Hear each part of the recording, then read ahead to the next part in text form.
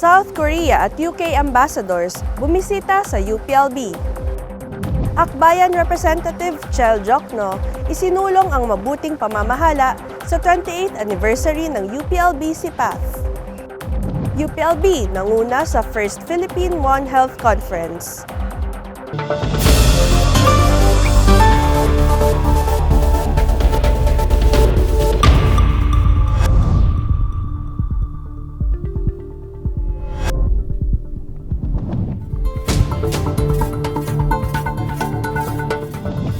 Mula sa Universidad ng Pilipinas, Los Baños, narito ang mga balita.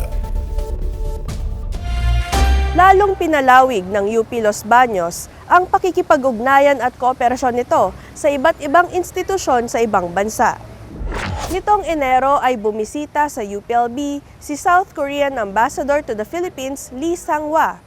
Nagtungo ang ambassador sa itinatayong Agricultural Genomics Research Center o AGRC na bahagi ng collaborative project ng UPLB, International Rice Research Institute at Korean International Cooperation Agency. Samantala, dumalaw rin sa pamantasan si bagong UK Ambassador to the Philippines, Sarah Holton. Dumalo si Ambassador Holton sa ceremonial tree planting activity sa Makiling Botanic Gardens, gayon din sa roundtable discussion kasama ang mga opisyal ng universidad. Patuloy na pinalalakas ng UPLB ang international linkages nito upang mas lalong paigtingin ang research, edukasyon at serbisyo publiko nito.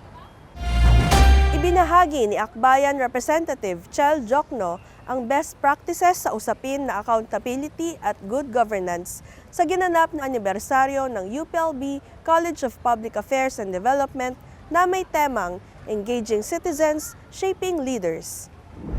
Sa kanyang talumpati, binigyang diin ni Jokno ang transparency para sa accountable governance, kaya't mariin niyang ipinanawagan ang pagsasapubliko ng Statement of Assets, Liabilities and Net Worth o SALN ng mga opisyal ng gobyerno.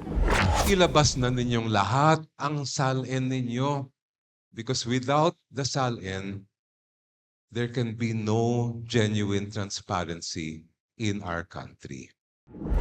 Ibinahagi rin niya ang kanilang naging tagumpay sa panawagang ilabas sa live broadcast ang Bicameral Conference Committee upang mabantayan ng publiko ang pambansang budget. Tinalakay din ni Jokno ang issue ng political dynasties na tinukoy niya bilang dahilan ng konsentrasyon ng kapangyarihan sa iilang pamilya sa loob ng mahigit isang siglo. Kasabay nito, nagbabala siya tungkol sa krisis sa edukasyon kung saan mahigit 11 milyong kabataang Pilipino ang hindi nakakapag-aral. Nagtapos ang programa sa hamon ni Jokno sa mga kabataan at leader na magkaisa at maging mapagmatsyag upang ihalal ang mga leader na nagsasabuhay ng mabuting pamamahala. What gives us strength, what allows us to be your platform, na kami ang nagiging boses ninyo, is the fact that all of you are concerned, monitoring what is happening in both houses of Congress. Para sa akin, yan ang susi kung talagang seryoso tayo sa pagbabago. We cannot let up on the pressure. We must continue screaming at the top of our voice, calling on the leadership of both the House and the Senate and the leadership who sit in Malacanang na tama na yan. Let's make our country more progressive. Isa ang UPLB Zoonosis Center sa mga nanguna sa First Philippine One Health Conference na ginanap sa National University Mall of Asia noong January 29 to 30. Tanga ng temang bayanihan para sa isang kalusugan, Advancing One Health in the Philippines, layunin ng pagtitipon na bigyan ng plataporma ang mga eksperto mula sa iba't ibang institusyon sa bansa upang pag-usapan ang mga kinakaharap na suliranin sa usapin ng One Health.